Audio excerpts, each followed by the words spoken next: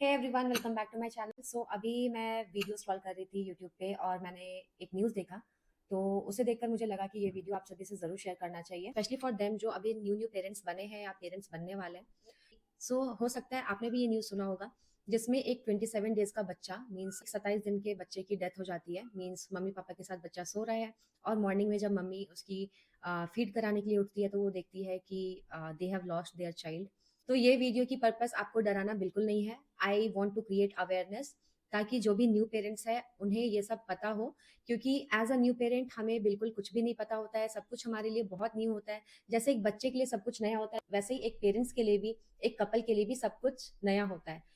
हालांकि हमारे आसपास के लोग हमसे ये एक्सपेक्ट करते हैं, क्योंकि आप माँ बाप बन चुके हो, आप पेरेंट्स हैं, तो आपको सब कुछ आना चाहिए। और अगर आपको कुछ नहीं पता है या अगर आपकी किसी गलती से कुछ बड़ा मेजर चीज हो जाए, फिर अगर कुछ भी ऐसा होता है तो उस केस में सभी लोग माँ या बाप को ब्लेम करना शुरू कर देते हैं कि ये लापरवाही माँ बाप की है जिसके वजह से ऐसा हुआ है। तो चलिए वीडियो को स्टार्ट करते हैं। सो मेडिकली इस सिचुएशन को SIDS बोलते हैं, जिसका फुल फॉर्म होता है sudden infant death syndrome. Means बच्चा सोया हुआ है और सडनली उसकी डेथ हो गई है। अक्सर ये ऐसी केसेस आप विंटर में ज्यादा सुनोगे। विंटर में ये केसेस बहुत ज्यादा बढ़ जाते हैं क्योंकि ठंड बहुत ज्यादा होती है, तो ब्लैंकेट्स की वजह से, सफोकेशन की वजह से बच्चे की डेथ हो जाती है। तो आज मैं शेयर करूंगी कुछ 4 से 5 टिप्स, वो आपको फॉलो करना है और आपको इस वीडियो को हर एक पेरेंट्स को शेयर करना है, जो न्यू पेरेंट्स है या जो पेरेंट्स बनने वाले हैं। आई वुड रिक्वेस्ट आप प्लीज इस वीडियो को जरूर शेयर कीजिएगा। तो सबसे पहले हम लोग को ये जानना बहुत जरूरी है कि ऐसे एक्सीडेंट्स आखिर होते क्यों हैं। तो पहला तो मैंने बताया कि सफोकेशन की वजह से होता है, कि बच्चे को सफोकेशन हो गई। अब जैसे मान लो कि आप को स्लीपिंग कर रहे हो, मीन्स मम्मी पापा या कोई साथ में सो रहा है बच्चे के। अब उस केस में अगर गलती से किसी का हाथ या पैर बच्चे पे लग गया और बच्चा दब गया उसमें, और दबने की वजह से बच्चे की डेथ हो गई, एक ये केस होता है। दूसरा है एक्सीडेंटल सफोकेशन, जिसमें ये होता है कि बच्चा जिस जगह पे सो रहा है, सपोज बच्चे को आप बेड में सुला रहे हो और उसके आसपास एक बड़ा सा पिलो रखा हुआ है, और ऑल ऑफ अ सडन वो पिलो या एक सॉफ्ट टॉय कुछ भी वो बच्चे के बिल्कुल नोज में आकर गिर गया। अब बच्चा तो छोटा है, वो चाह कर भी उसे हटा नहीं सकता है। एक 1 मंथ का बच्चा, एक 15 दिन का बच्चा, एक 2 मंथ्स के बच्चे से आप क्या ही एक्सपेक्ट कर सकते हो। वो ज्यादा से ज्यादा ऐसे या ऐसे ही अपना फेस को कर सकता है या हाथ मार सकता है, बट वो चाह के भी हटा नहीं सकता है। तो उस केस में हो सकता है कि नोज ब्लॉक होने की वजह से बच्चा सफोकेट कर गया हो, सफोकेशन हो गई हो। थर्ड ये है कि मान लो कि आपने ठंड की वजह से आपने बच्चे को ब्लैंकेट दिया है और ब्लैंकेट से बच्चे का जो नोज है वो कवर हो गया। लाइक सपोज बच्चे का नोज यहाँ तक कवर हो गया और आपने ध्यान नहीं दिया, आप हो सकता है सो चुके हो आप भी, या फिर कोई भी बच्चे के आसपास नहीं है, तो उस केस में बच्चे को सफोकेशन हो सकती है। या ये भी हो सकता है कि बच्चे ने रीब्रीदिंग कर लिया हो, मीन्स बच्चा जो है वो कार्बन डाइऑक्साइड को इनहेल कर लिया, तो उस केस में भी डेथ हो सकती है। सो ये सब कुछ ऐसे सिचुएशन है जिसके वजह से SIDS का चांसेस बढ़ जाता है। चलिए अब जानते हैं कि हम लोग क्या प्रिकॉशंस लेना है। लाइक एज अ पेरेंट्स हमें क्या प्रिकॉशंस लेने की जरूरत है ताकि ऐसी सिचुएशन कभी ना आए हमारे लाइफ में। तो सबसे पहला कि आप अगर को स्लीपिंग कर रहे हैं तो आप कोशिश कीजिए कि बच्चे को एक अलग बेड में सुलाने का।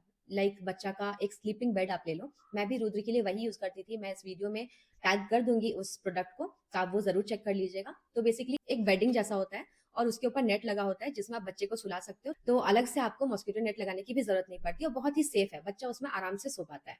सेकेंड है कि आप चाहे तो बच्चे को क्रिब में सुला सकते हैं, बेसिनेट में सुला सकते हैं, मीन्स एक अलग प्लेस, एक अलग बेड में आप सुला सकते हैं बच्चे को। थर्ड है कि अगर आप बच्चे के साथ सो रहे हैं तो आप ध्यान दीजिए कि बच्चे के आसपास कुछ भी हैवी ऑब्जेक्ट्स नहीं होना चाहिए। एक पिलो भी नहीं होना चाहिए, पिलो भी नहीं होना चाहिए, ना ही कोई सॉफ्ट टॉय होना चाहिए, कुछ भी ऐसा एक्स्ट्रा ऑब्जेक्ट नहीं होना चाहिए बच्चे के आसपास। बच्चे को जो भी आप ब्लैंकेट दे रहे हैं आप कोशिश कीजिए वो लाइट वेट का ब्लैंकेट हो, बहुत ज्यादा हैवी नहीं होना चाहिए।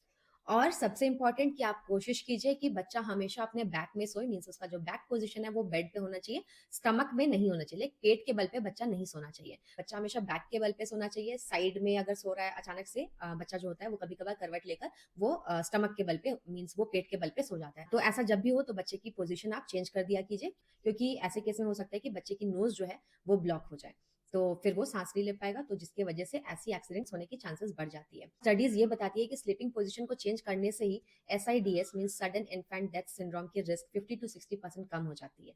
नेक्स्ट ये है कि आपको बच्चे को बहुत ज्यादा ओवर ड्रेस नहीं करना है। मैंने इससे पहले भी एक वीडियो शेयर किया था, उसमें मैंने बताया था कि विंटर में किस तरीके से बच्चों की केयर करनी है। तो आप लेयरिंग कीजिए, बहुत ज्यादा कपड़े नहीं पहनाने बच्चे को, बहुत हैवी हैवी कपड़े नहीं पहनाने बच्चे को। और अगर सपोज आप हीटर यूज कर रहे हो रूम में, तो आपको ध्यान देना है कि रूम का टेम्परेचर बिल्कुल मेंटेन रहे, बहुत ज्यादा गर्म भी नहीं होना चाहिए, तो इस चीज पे भी आपको ध्यान देना है। क्योंकि बच्चे तो अभी छोटे हैं, वो कुछ भी नहीं बता पाएँगे, वो ज़्यादा से ज़्यादा रो सकते हैं और आप एज़ अ पेरेंट आप कन्फ्यूज़ हो जाओगे कि बच्चा रो क्यों रहा है? उसे भूख लगी है इसलिए रो रहा है या कुछ परेशानी हो रही है इसलिए रो रहा है? तो बेटर कि आप इन चीज़ों का ध्यान हमेशा रखें। और मैं एक बहुत ही इम्पोर्टेंट बात बोलना चाहूँगी यहाँ पे कि सपोज़ आप उनमें से हो जो सोते ही बहुत ज़्यादा डीप स्लीप में चले जाते हो, बहुत ज़्यादा गहरी नींद है आपकी, तो आप अवॉइड करें बच्चे के साथ सोना। सपोज़ आप बहुत ज़्यादा टायर्ड हो क्योंकि as a parent I know कि कभी-कभार ऐसा होता है कि हम लोग 24 घंटे में 2 से 4 घंटे भी प्रॉपर नहीं सो पाते हैं, तो हम लोग टायर्ड तो हो ही जाते हैं, वेरी नॉर्मल। तो उस केस में don't hesitate to ask for help. Help लीजिए, जो भी आपके घर पे हैं कोई और बड़े, आप उनको बोलिए बच्चे के साथ रहने के लिए। आप उस दिन थोड़ा रेस्ट कर लीजिए, अवॉइड कीजिए बच्चे के साथ रहना, क्योंकि ऐसे सिचुएशन में हो सकता है हमसे कुछ गलती हो जाए।